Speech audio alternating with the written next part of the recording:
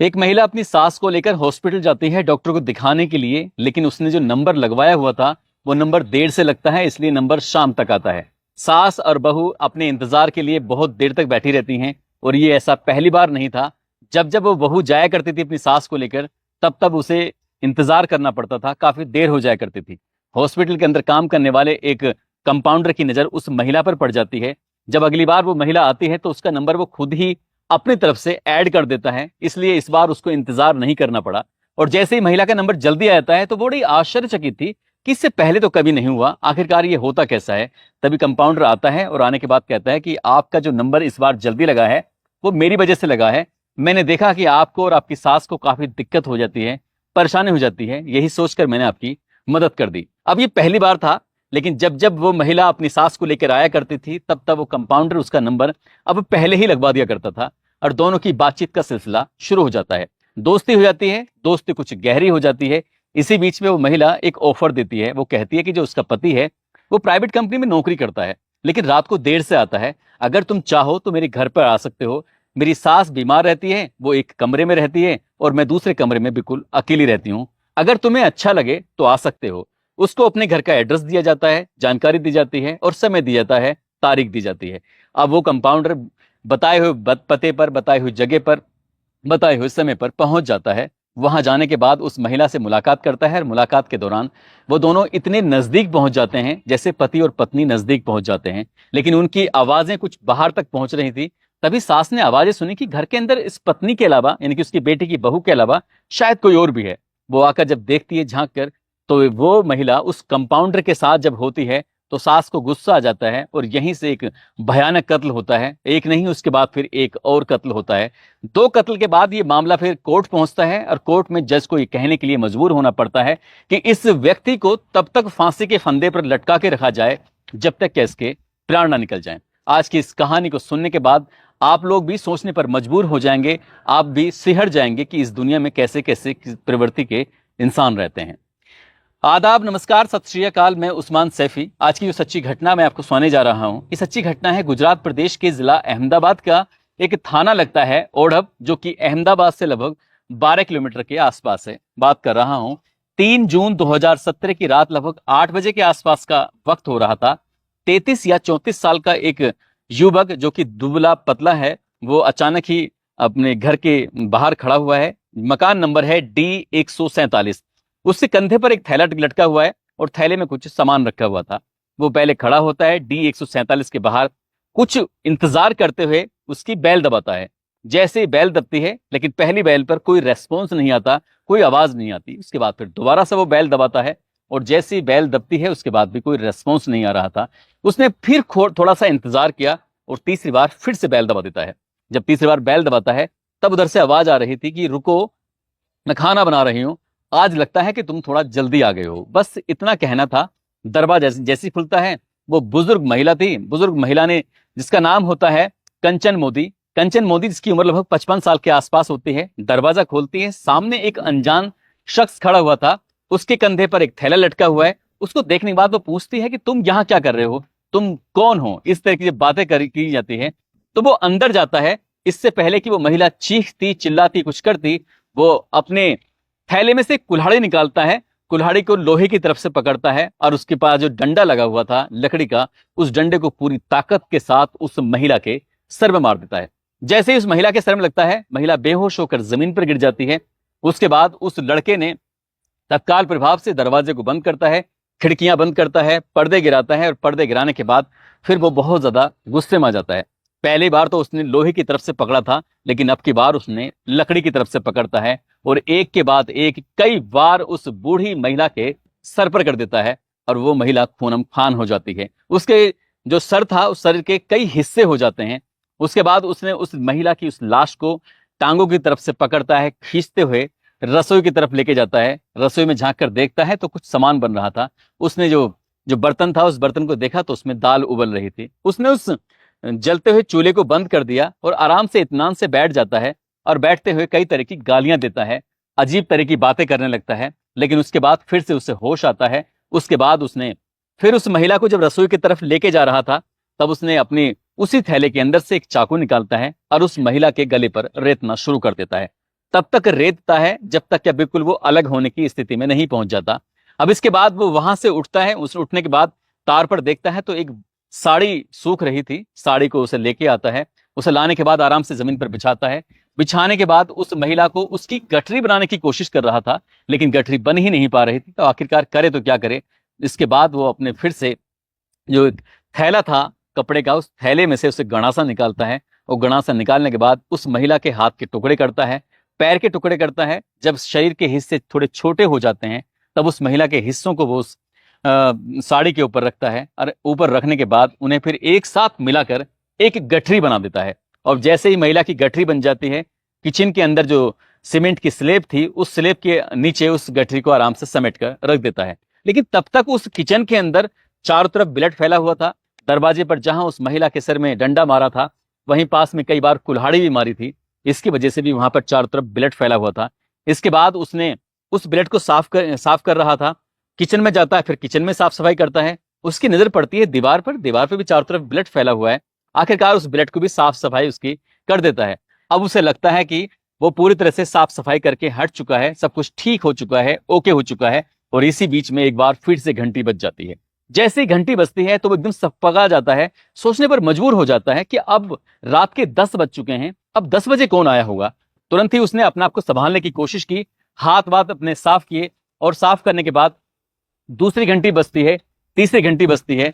तीसरी घंटी पर जाकर दरवाजा खोल देता है। और जैसे दरवाजा खोलता है तो कंचन मोदी का जो बेटा होता है, जिसका नाम विपुल मोदी होता है, आखिरकार विपुल मोदी को देखकर वो भी घबरा जाता है और विपुल मोदी उसको देखकर घबरा जाता है। एक दूसरे से सवाल, खासकर विपुल मोदी पूछता है कि तुम यहां कैसे आए, तुम क्या कर रहे थे अंदर, इस घर के अंदर। जब इस तरह की बातें आती हैं तो वो कहता है कि मैं कुछ नहीं कर रहा था, इस तरह के बहाने लेता है। वो विपुल जैसे ही अपने घर के अंदर जाता है, वो पूछता है कि मेरी माँ कहाँ पर है। जैसे ही माँ के बारे में पूछता है, वो कहता है कि तुम्हारी माँ रसोई के अंदर है, किचन के अंदर है, जाकर देख लो, जाकर मिल लो, उनसे बातचीत कर लो। जैसे ही वो किचन की तरफ जा रहा था, इसी बीच में उस लड़के ने दरवाजे को तुरंत ही लॉक किया। लॉक करने के बाद वो पीछे से दौड़ता हुआ उस किचन में जाता है।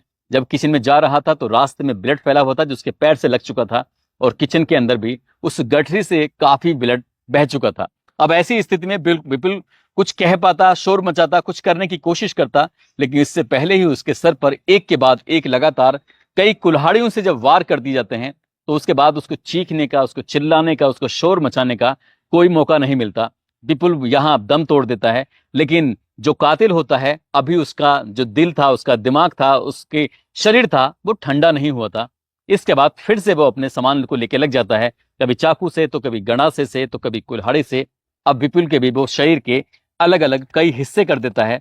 घर के अंदर ही उसे एक बोरी मिल जाती है, बोरी लाता है और विपुल को भी उस बोरी के अंदर आराम से पैक कर देता है। जैसे विपुल को पैक करता है, जहां उसकी माँ की गठरी बांध कर रखी थी उस स्लेब के नीचे, ठीक वहीं उस स्लेब के नीचे विपुल का भी शव रख देता है। और फिर से उसे अपनी रसोई को साफ सफाई करनी थी। साफ सफाई करने के बाद वो आराम से तसल्ली से जाता है, अपने जो सामान थे, औजार थे, उन औजार से जिससे कत्ल किया था उनको वो साफ सफाई करता है, धोता है एक एक चीज को बड़ी तसल्ली से, आराम से। उसके बाद जहां जहां भी ब्लड उसको दिखाई देता है, वहां वहां वो साफ सफाई करता है। और देखते ही देखते कब रात के 11 बज जाते हैं उसको पता ही नहीं चलता। रात 8 बजे से उसने ये काम करना शुरू किया था और 3 घंटे हो जाते हैं, यानी कि रात के 11 बज जाते हैं। वो थोड़ा थक चुका था, इसलिए वो अपने कमर को आराम देने के लिए वहीं पास में एक पलंग पड़ा हुआ था, पलंग पर जाकर लेट जाता है। और जैसे ही पलंग पर लेटता है तो उसकी आंख लग जाती है, वो सो जाता है।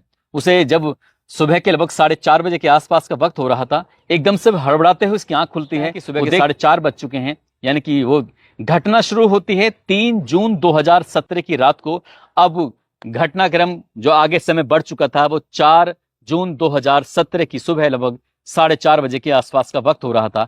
उसने अपने आप को भी संभाला, अपने उस थैले को संभालता है, थैले के अंदर वापस सामान रखता है और यहाँ सामान रखकर वो इस घर को बंद करता है और यहाँ से आराम से निकल जाता है, रफू चक्कर हो जाता है। अब इसके बाद एक एक करके कई दिन बीत जाते हैं। 3 की ये घटना थी, 3, 4, 5, 6, 6 तारीख की बात है। 6 जून 2017 की सुबह लगभग 8 बजे के आसपास का वक्त रहा होगा। जो इस घर के ठीक सामने, यानी कि D147 के ठीक सामने एक घर होता है, उसमें अशोक भाई प्रजापति रहते हैं। अशोक भाई प्रजापति को अजीब सी दुर्गंध आ रही थी, स्मेल आ रही थी। वो सोचते हैं कि आखिरकार ये कहाँ से आ रही है। तब वो इधर उधर देखने की कोशिश कर रहे थे अशोक भाई प्रजापति। उसके बाद आसपास के लोगों से पूछते हैं और देखते देखते उन्हें पता चलता है कि D147 से ज्यादा दुर्गंध आ रही है। आसपास के लोगों को भी इकट्ठा कर लेते हैं। अब इस घर को लगातार वो आहट करने की कोशिश कर रहे थे, खटका करने की कोशिश कर रहे थे, लेकिन कोई रेस्पॉन्स जब नहीं आ रहा था तब वो मकान मालिक को संपर्क करते हैं, दिव्येश भाई जिनका नाम होता है। दिव्येश भाई को मौके पर बुलाते हैं और मौके पर बुलाने के बाद वो कहते हैं कि आपके घर से कुछ अजीब तरह की स्मेल आ रही है, जो किराएदार हैं आपके, वो किराएदार दरवाजा खोल नहीं रहे हैं। उसके बाद दिव्येश भाई मौके पर पहुंच जाते हैं और वो पुलिस को फोन करते हैं। तो इंस्पेक्टर NL देसाई अपनी टीम के साथ मौके पर पहुंच जाते हैं। तब तक दरवाजा खुला नहीं था। अब NL देसाई ने आसपास के लोगों की मौजूदगी में उस दरवाजे को जब खोलते हैं, अब दरवाजे के खुलने के बाद जब अंदर जा रहे थे तो जाते जाते वो पहुंच जाते हैं उस रसोई में, उस किचन के अंदर, उस स्लैब के नीचे जो दो गठरियां, एक बोरी में बंधी हुई, दूसरा साड़ी में बंधी हुई थी। अब उसके अंदर देखते हैं कि लाश थी, लेकिन किसकी थी? क्योंकि 3 दिन में उन लाशों की स्थिति पूरी तरह से बिगड़ चुकी थी, उनमें कीड़े पड़ चुके थे, लोगों का 1 सेकंड भी रुकना वहां पर दुश्वार हो रहा था, मुश्किल हो रहा था। अब इसके बाद दिव्येश से पूछा जाता है कि ये किसकी लाशें हैं। वो कहते हैं कि मुझे कोई जानकारी नहीं है किसकी लाशें हैं। उन लाशों को बाहर निकालने के बाद देखा जाता है, इनके फोटो खींचे जाते हैं। तभी पुलिस एक FIR दर्ज करती है। IPC की धारा 302, 201, गुजरात पुलिस एक्ट 135/1 के तहत मुकदमा दर्ज कर लिया जाता है। दिव्येश से पूछा जाता है कि आखिरकार यहाँ कौन रहता था, इनके नाम पता क्या है, इनके बारे में कोई जानकारी जुटाई बताइए। तो बताते हैं कि उसके दूर के एक रिश्तेदार हैं जो चाचा लगते हैं, नाम उनका सुरेश भाई है। सुरेश भाई का एक बार उनके पास फोन आता है। वो कहते हैं कि उनका बेटा है विपुल, जो कि उसकी नौकरी अहमदाबाद में लग गई है, इसलिए उसे घर चाहिए। तब मैंने, यानी कि दिव्येश ने सुरेश भाई के कहने पर आकर उसके बेटे को घर दे दिया था। अब इस घर के अंदर उसने पूछा कितने लोग रहते हैं, तो बताया जाता है कि इस घर के अंदर कंचनबेन मोदी, यानी कि वो महिला जिसकी उम्र लगभग 55 साल के आसपास होती है, विपुल भाई मोदी जिसकी उम्र लगभग 36 साल के आसपास होती है, उसकी पत्नी सुजाता जिसकी उम्र लगभग 33 या 34 साल के आसपास होती है, और एक बेटी वैष्णवी। ये 4 सदस्य रहते हैं, लेकिन मौके पर 2 की लाशें मिल जाती हैं। 2 कहां हैं? अब ये भी एक सवाल था। आखिरकार जब इसके घर वालों से, बाकी लोगों से बातचीत की जाती है तो इसके परिवार के लोगों तक ये सूचना दी जाती है कि आखिरकार ये सुजाता और वैष्णवी ये कहां हैं। तब पता चलता है कि सुजाता और उसके पति विपुल के बीच में झगड़ा हो चुका था, वो अपने मायके चली गई है। अब पुलिस ने उस सुजाता से संपर्क साधने की कोशिश की, उससे बातचीत करने की कोशिश की। तो महाराष्ट्र का एक जिला लगता है सतारा, सतारा की ही एक जगह लगती है शिवनगर, वो वहां के रहने वाली होती है। पुलिस इसे वहां से बुलवाती है और उससे पूछताछ करती है। पूछताछ के बाद जब उससे सख्ती से पूछा जा रहा था, शुरुआत में वो इधर की बातें कर रही थी, लेकिन जब सख्ती से पूछा जा रहा था तो उसने बताया कि कुछ साल पुरानी बात है, उसके पति की मौत हो जाती है और उसी पति से उसको एक बेटी पैदा होती है। अब उसकी शादी दूसरी जगह हो नहीं रही थी। तभी पता चलता है कि विपुल जो है उसकी भी शादी किसी से नहीं हो पा रही थी, इसलिए दोनों का आपस में रिश्ता तय होता है। और रिश्ता तय होने के बाद कुछ दिन के बाद पता चलता है कि विपुल की नौकरी अहमदाबाद में लग चुकी है, प्राइवेट कंपनी में नौकरी कर रहा है। तो वो अपने पति, अपनी बेटी और अपनी सास के साथ यहीं पर आने के बाद ओढ़ब में रहना शुरू कर देते हैं, D147 वाले मकान के अंदर आराम से रह रहे थे। सास बीमार होती है और सास को उसे लेके जाना पड़ता था ओढ़ब के एक श्री राम हॉस्पिटल के अंदर। वहां जब लेके जाती थी तो वहां एक व्यक्ति से दोस्ती हो जाती है जिसकी उम्र लगभग 34 साल के आसपास होती है और नाम उसका होता है बलदेव सिंह चौहान। बलदेव सिंह चौहान से दोस्ती हो जाती है और बलदेव सिंह चौहान एक दिन उसके घर पे आ जाता है। सास ने उसको जब देख लिया और देखते ही वो उस वक्त तो वहां से भाग जाता है, लेकिन वो अपनी सास को कसम देती है कि ये बात अगर तुमने अपने बेटे से बताई तो वो जहर खा के अपनी जान दे देगी। जब ये माँ ने ये बात सुनी तो वो डर जाती है, ऐसा ना हो कि बेटे की पहले ही मुश्किल से शादी हुई है और ये भी अगर मर जाएगी तो उसका बेटा कैसे रहेगा, कहाँ रहेगा। तब ये बात किसी को बताती नहीं है और ऐसे ही वक्त आगे बढ़ने लगता है। जैसे वक्त आगे बढ़ रहा था, अब बलदेव सिंह चौहान की हिम्मत बढ़ने लगती है और उसकी जो बेटे की बहू थी सुजाता, उसकी भी हिम्मत बढ़ने लगती है। जब बलदेव सिंह का मन करता था तब वो घर आता था, उसके साथ शारीरिक संबंध बनाया करता था। सास चाहकर भी कुछ कर नहीं पाती थी, कुछ कह नहीं पाती थी। आखिरकार ये सब ऐसे चलता रहता है। लेकिन एक दिन विपुल काम से जल्दी आ जाता है और उसने अपनी आंखों से अपनी पत्नी को उस व्यक्ति जो कि कंपाउंडर होता है उसके साथ आपत्तिजनक स्थिति में देख लिया था। यहाँ जो कंपाउंडर होता है बलदेव सिंह चौहान, वो मौका पाते यहाँ से भाग जाता है, लेकिन वो अपनी पत्नी को बहुत बुरी तरह से पीटता है, मारता है। और जब मार पिटाई करता है तो सुजाता अपनी मायके चली जाती है नाराज होकर। जब नाराज होकर चली जाती है अब पुलिस के लिए सुजाता के पास से कोई ऐसा कोई सस्पेक्ट वाली बात नहीं मिल पा रही थी कि इसने कत्ल किया होगा, लेकिन एक नाम सामने आता है, बलदेव सिंह चौहान। अब पुलिस ने ओडप के श्रीराम हॉस्पिटल में जब जाकर दबिश दी तो पता चलता है कि वो अचानक से लापता हो गया है, भाग गया है। पुलिस ने आखिरकार उसको तलाश करना शुरू किया और कड़ी मशक्कत के बाद आखिरकार 1-2 दिन बीत जाते हैं। वो पुलिस उसे हिरासत में लेती है और जैसे ही उसे पुलिस हिरासत में लेती है तब उससे बातचीत करना शुरू किया जाता है। कंपाउंडर बलदेव सिंह चौहान आखिरकार पुलिस की पकड़ में आने के बाद जो कहानी सुनाता है वो बताता है कि वो जब घर में अचानक से आ जाया करता था तो ये आकर इस सुजाता के साथ ऐसे अवैध संबंध वो बनाया करता था, लेकिन पति को जैसे ही पता चलता है तो उसने उसके साथ मारपीट की और मारपीट करने के बाद जब ये सुजाता चली जाती है तो उसे लगता है कि अब वो कब मिलेगा, कैसे मिलेगा, कहाँ मिलेगा। तभी वो गुस्से में आता है और 29 मई 2017 की शाम को जब वो घर पहुंचता है और जाकर उसकी सास से बातचीत करता है, यानी कंचन मोदी से बात करता है और जाकर कहता है कि तुमने अपनी बहू को क्यों भेज दिया, तो वो इतना गुस्सा करने लगती है, उससे गाली देती है कंपाउंडर को, उस पर हाथ छोड़ देती है और कंपाउंडर को बहुत ज्यादा गुस्सा आ जाता है। कंपाउंडर यहाँ से जाता है और रास्ते में जब जा रहा था तभी उसको कुल्हाड़ी खरीदता है, गणासा खरीद लेता है और गणासा खरीदने के बाद आराम से चला जाता है और उसे मौका मिलता है 3 जून 2017 की शाम लगभग 8 बजे के आसपास वो घर आता है, पहले माँ का कत्ल करता है, फिर बेटे का कत्ल कर देता है। पुलिस के सामने वो अपने जुर्म को कबूल कर लेता है, पुलिस उसे गिरफ्तार करके जेल भेज देती है। 24 अगस्त 2017 को इस मामले में अहमदाबाद की कोर्ट में चार्जशीट दाखिल कर दी जाती है। कई साल तक केस चलता रहता है। दोनों पक्षों के वकील अपने अपने क्लाइंट के लिए लगातार कोशिशें कर रहे थे उन्हें बचाने की, लेकिन एक पक्ष हार जाता है और एक पक्ष सारे सबूत इकट्ठा करके जज साहब के सामने रख देता है। 8 जुलाई 2024 को आखिरकार बलदेव सिंह चौहान को दोषी मान लिया जाता है और उसके बाद फिर 10 सितंबर 2024 को सेशन कोर्ट की तरफ से इस मामले में फैसला आता है और इसे दुर्लभतम केस माना जाता है और जज साहब ये कह उठते हैं कि इस व्यक्ति को तब तक फांसी के फंदे पर लटका के रखा जाए जब तक इसके प्राण न निकल जाएं। इसने अपनी हवस को पूरी करने के लिए एक बुजुर्ग महिला को और उसके बेटे को जो उसका ख्याल रखता था उसको हमेशा हमेशा के लिए, और वो भी बहुत दर्दनाक तरीके से मारा है, इसलिए इसको जीने का कोई अधिकार नहीं है। हालांकि जो बचाव पक्ष का वकील होता है उसने तमाम तरह की दलील दी थी, लेकिन वो दलील उसकी काम नहीं आती है।